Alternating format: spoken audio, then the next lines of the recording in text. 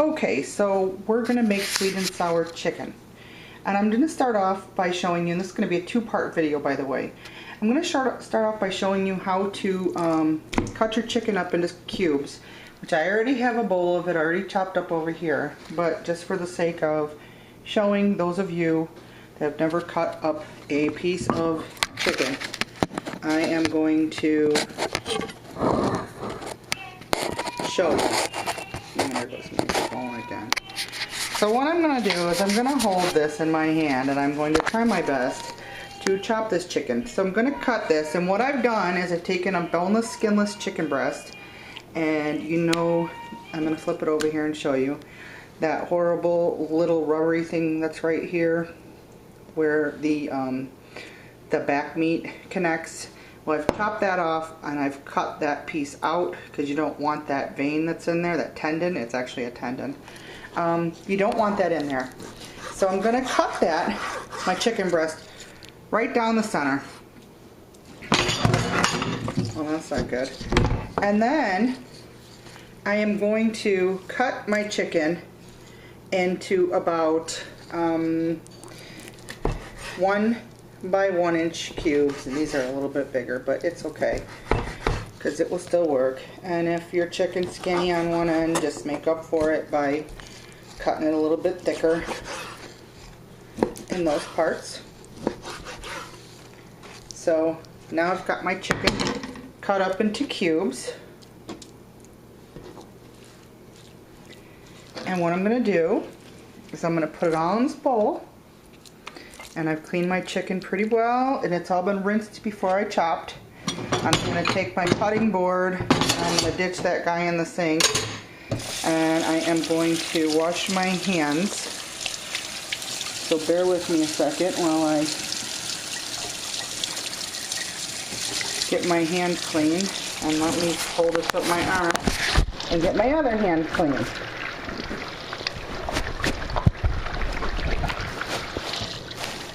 We'll say I washed them for 20 to 30 seconds, close enough. So, I wouldn't say that if I was cooking in the restaurant, but for the sake of this is going to be cooked thoroughly, so I'm not too concerned about any of it. So what I'm going to do now is I'm going to marinate some of this. And I need to take this ginger, and and this is fresh ginger. I don't know if any of you have seen this, but most of you probably have. And I'm going to chop off a chunk of it with my little handy dandy knife. And ginger's actually a root, so it's very tough. I'm going to peel it.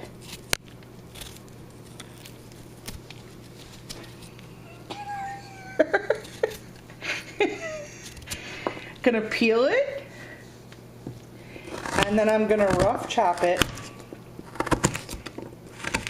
And the hard part, and I may even need more than this, is to get, and I have this wonderful gadget right here, and it's a garlic press, and it's a heavy duty garlic press. Don't try to use a cheap one or you'll bend it. So this one I've had for ages. And I'm going to put the ginger into my garlic press. And I'm going to press the juice. I want at least a teaspoon in there, but I may not get a teaspoon. Into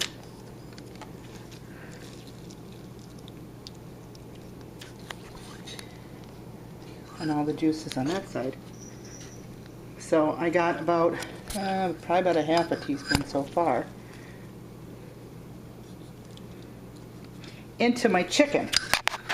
And I'm going to put another chunk of it in there and make sure that I get some flavor going on in this chicken, because I gotta tell you, my egg drop soup was a little lacking.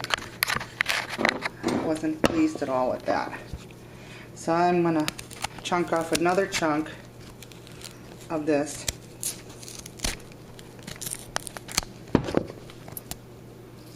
And chop it up.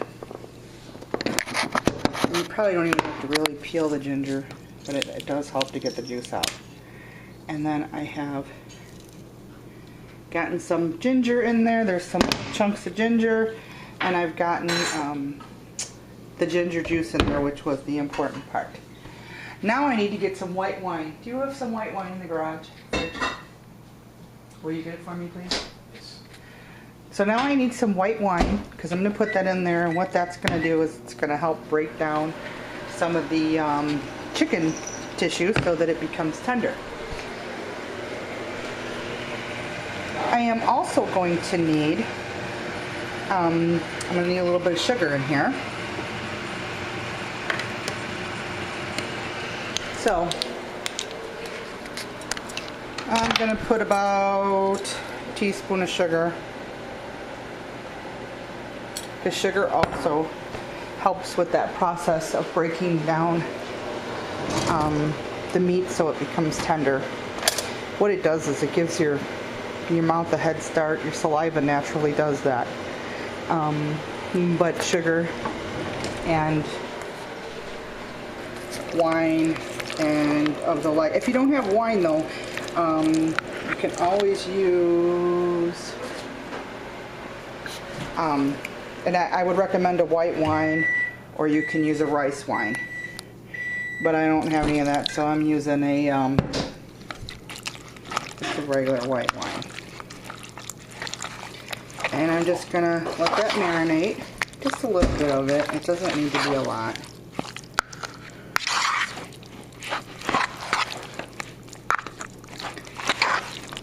And I'm gonna stir it around. And I'm gonna come over here. So we need a little bit of salt as well. So you could either use the soy sauce, and I think the soy sauce will be fine. And the sugar, the ginger, and the wine. And really only just a little bit of sugar. Probably over sugared that, but I usually over sugar everything, which is what I do.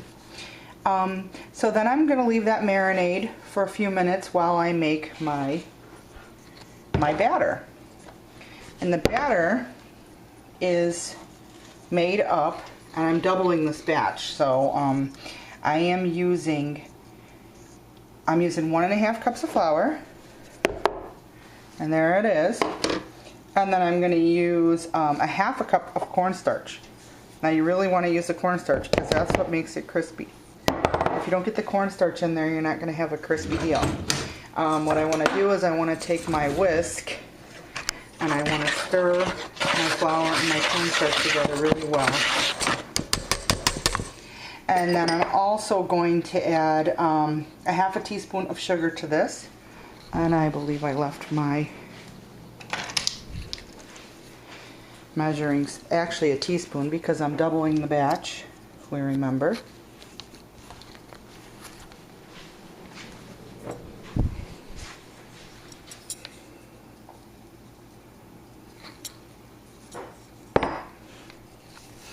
So I'm going to dump that in there. 1 teaspoon of sugar, and then I need 1.5 teaspoons of baking powder. So I have my, that's cornstarch, this one is the baking powder. 1, and this is not exact science, this is not like baking. It's okay if you use a little more or a little less, it's just the batter. So what I want to do here is I want to mix those ingredients up really well, and I want to get my 1.5 cups of flat beer, or I can use water. Do I have some flat beer, Chris? Oh my God, honey, you always gotta go, what? You gotta go like, what? Okay, I don't have flat beer, but like it. Oh, what was that? Okay.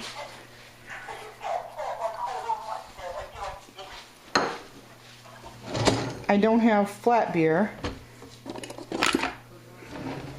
but I have some of my husband's good beer. He'll probably be mad.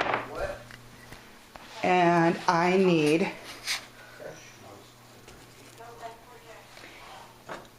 need a cup and a half of that. Oh, Sierra Nevada Pale Ale, and it's not flat, but it'll do. There goes my cookbook again.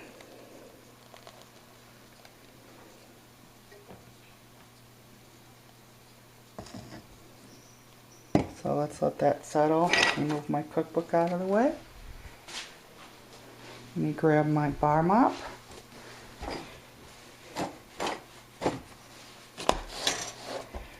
Or dish rag, whatever you want to call it.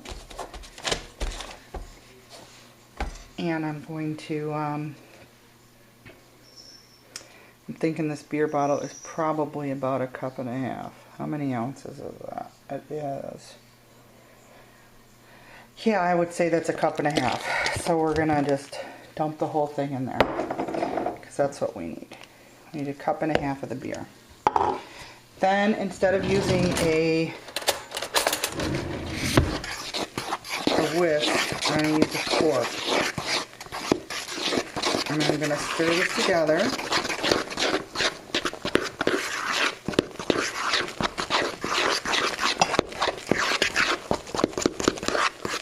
And you can use water if you want, but if you use water, you have to increase the baking powder.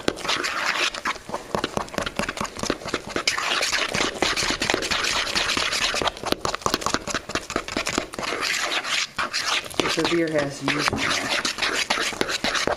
so it will help it make it rise.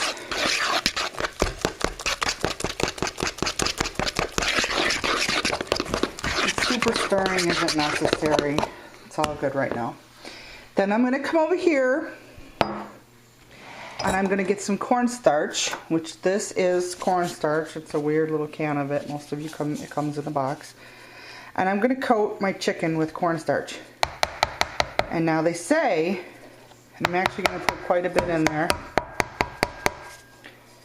you know, dunk it individually, but I find that just a lot of time-consuming mess. So I just dump some cornstarch in, and I stir my chicken around.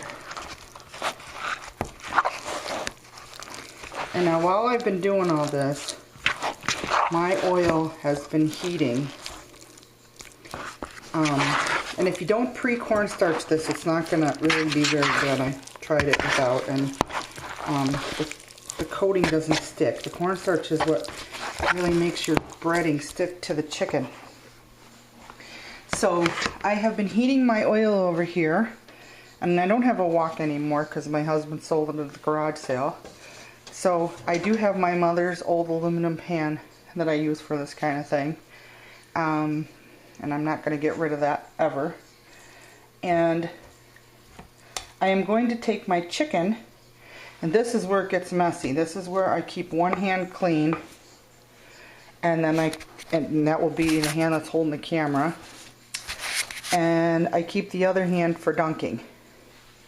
And hopefully my oil is hot enough. We'll find out with this first chicken. And I want to dunk my chicken, and I want to scrape off the excess batter onto the side of the bowl. Then I want to put my chicken, and yes, it's hot enough, into the oil. And so what I'm doing here is I'm going to just keep doing that.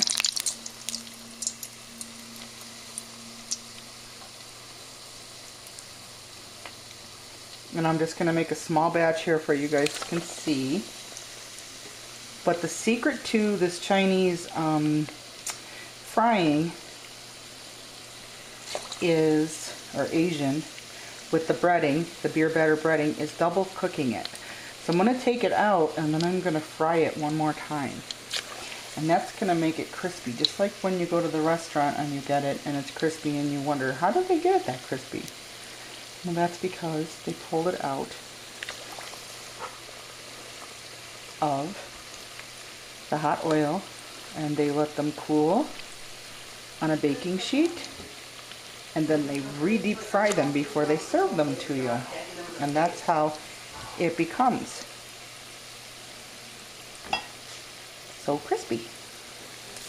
Sorry, I'm getting distracted because my son is talking on the phone with his friend and it didn't sound good.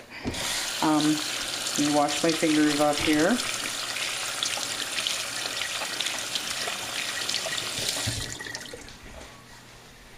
And I'm gonna get myself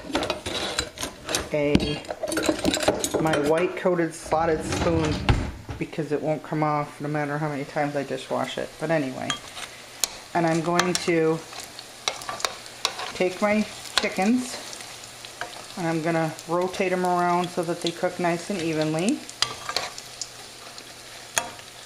And when they get to a very pretty golden brown, chicken cooks pretty quickly, especially when it's in 1-inch cubes. I'm going to put them on a paper plate lined with paper towels, and then before I'm ready to cook again, actually a regular plate lined with paper towels, and before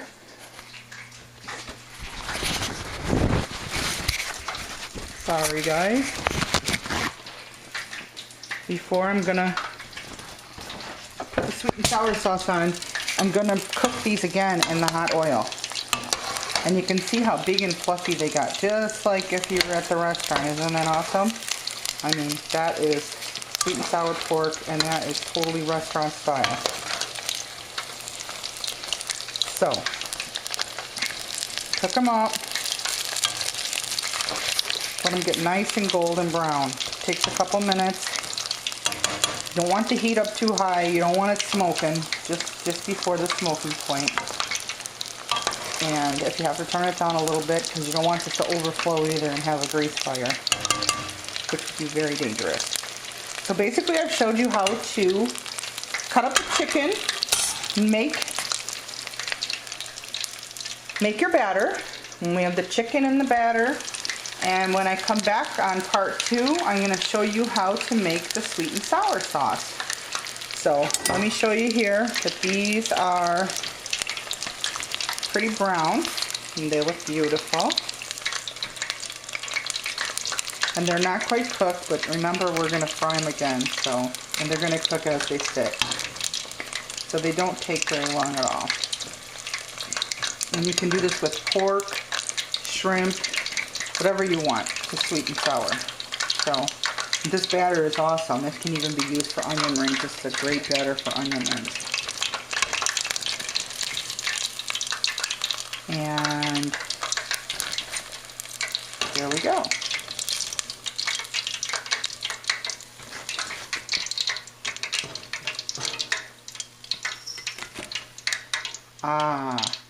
Okay, I'm going to make another batch of this, and then I'm going to come back and we're going to make some sweet and sour sauce with some tomatoes and lychee nuts and all kinds of good things. I will see you in a few.